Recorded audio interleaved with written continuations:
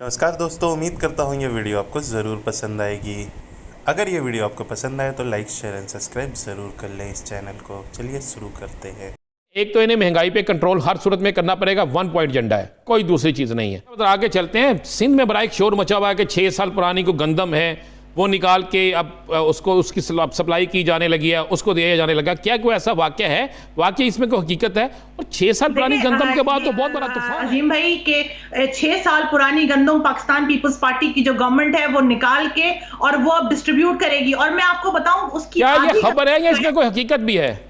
मैं अभी हमारे पास तो यही खबरें ही आ रही हैं। जो खबरें हैं वो यही है कि भाई 6 साल पुरानी गंदम है, क्योंकि अगर ये कोई खबर ठीक नहीं होती तो अब तक गवर्नमेंट ऑफ सिंध की कोई तरदीद आती, लेकिन अब तक कोई तरदीद नहीं आई है राना अजीम साहब, जो इस बात का सबूत है कि वाकई इस खबर के अंदर सच्चाई है। और 6 साल पुरानी गंदम वो निकाल रहे हैं, और उस 6 साल की गंदम में, पुरानी गंदम में आधा कराची को सप्लाई होगा, आधा कश्मीर और इंटीरियर सिंध को सप्लाई होगा।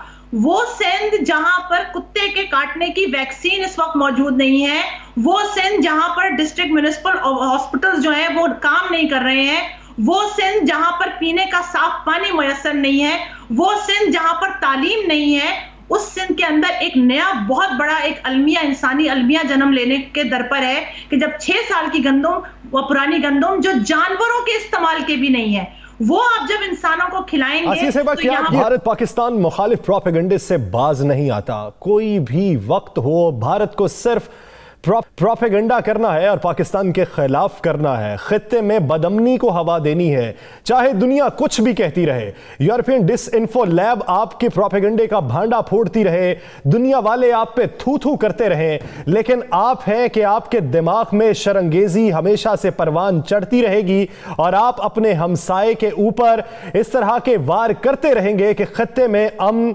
कभी भी कयाम पजीर ना हो सके। तो हालिया प्रोपेगेंडे में प्रॉक्सी वॉर की बातें होने लगी हैं कि प्रॉक्सी वॉर भारत लड़ने की कोशिश कर रहा है। तो इस प्रॉक्सी वॉर में किस मुल्क को इन्वॉल्व किया जाएगा, राणा साहब से जानते हैं। राणा साहब, प्रॉक्सी वॉर माजी में अगर देखें तो यूरोपियन कंट्रीज ने इधर आके लड़ी हैं, अब भारत अपने हमसाया मुल्क के लिए प्रॉक्सी वॉर लड़ेगा। भारत के अंदरूनी मसाइल नहीं खत्म हो रहे, बैरूनी मसाइल में टांग अड़ाने की उसे कभी फुर्सत नहीं मिलती। यस, लेकिन ये प्रॉक्सी वॉर जो है ना, अब उन्होंने एक नए तरीके से शुरू किया है। ये प्रॉक्सी वॉर क्या है, मैं आपको थोड़ा सा समझा दूं। ये प्रॉक्सी वॉर ये है, मैं आपको वो चीज़ कह रहा हूँ जो रिपोर्टेड हुई है। अब प्रॉक्सी वॉर ये है कि पाकिस्तान के अंदर महंगाई कंट्रोल ना हो। प्रॉक्सी वॉर ये है कि पाकिस्तान के अंदर करप्शन ख़त्म ना हो। प्रॉक्सी वॉर ये है कि पाकिस्तान के अंदर नौजवान जो हैं वो हुकूमत पाकिस्तान के ख़िलाफ़ जाएँ, पाकिस्तानी इदारों के ख़िलाफ़ जाएँ। पाकिस्तान के अंदर प्रॉक्सी वॉर अब ये है कि पाकिस्तान के अंदर मजहबी फसादात किए जाएँ। देखिए, एक वार होती, लड़ाई होती थी, पहले वो दहशतगर्दी करते थे, दहशतगर्दी भी होती रहेगी, ये भी प्रॉक्सी वॉर में। लेकिन अब उन्होंने पाकिस्तान के मुख्तलिफ अदारों को कमज़ोर करने का फैसला किया। अदारे किस तरह कमज़ोर होंगे? अदारे कमज़ोर करने के लिए उन्होंने सबसे ज़्यादा अब तवज्जो देनी शुरू कर दी है पाकिस्तान के अंदर तलीमी इदारों पर। यासर, ये मैं बिल्कुल आपको मुसद्दक़ा बता रहा हूँ। तलीमी इदारों में नशा किस तरह आम किया जाए, तलीमी इदारों के अंदर नौजवानों जो तलबा है, तालबात हैं, इनके अंदर यह जहन में किस तरह डाला जाए कि आपके फ़लाँ अदारे आपके ठीक नहीं हैं। पाकिस्तान के अहम तरीन अदारों के खिलाफ किस तरीके से तलबा को किया जाए। और मैं आपको यह बता दूं, इसके लिए भारी फंडिंग कर दी गई है।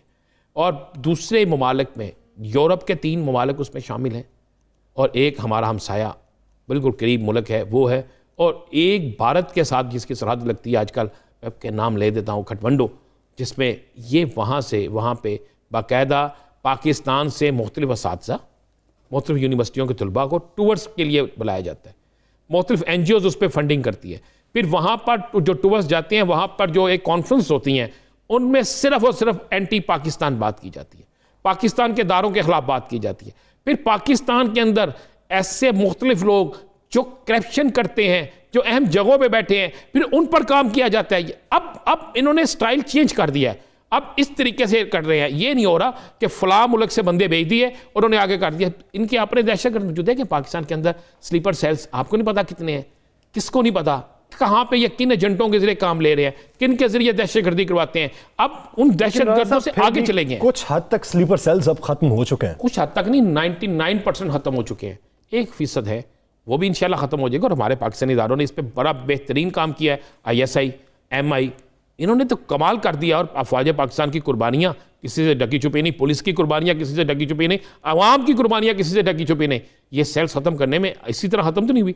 ये दहशतगर्दी यहाँ पे रोज़ाना आपको हमें मिलती थी खबर, 100, 150, 200, 300 लोग, कोई मस्जिद जो है वो महफूज नहीं थी, मज़ार महफूज नहीं था, बाज़ार महफूज नहीं था, मदरसा महफूज नहीं था, घर महफूज नहीं था, दफ्तर महफूज नहीं था, कोई जगह महफूज नहीं थी। तो उस जगहों पे ये सबको महफूज अब होगी ना। अब तो आप आज़ादी से मस्जिद में नमाज पढ़ते हैं, मदरसों में जाते हैं, आप मज़ारात पे जाते हैं, आप गली मोहल्लों बाज़ारों चौकों चौराहों पे फिरते हैं, कोई ऐसा खतरा नहीं है। तो ये सारा कुछ ख़त्म किया। प्रॉक्सी वॉर का एक और भी तो तरीका है ना, जैसा कि आज जो देखने मिला 2:50 पे आज दोपहर हमारे बाजोड़ के इलाके में और उसके साथ मुल्हिका इलाकों में 5 रॉकेट फायर किए गए अफगानिस्तान की जानिब से।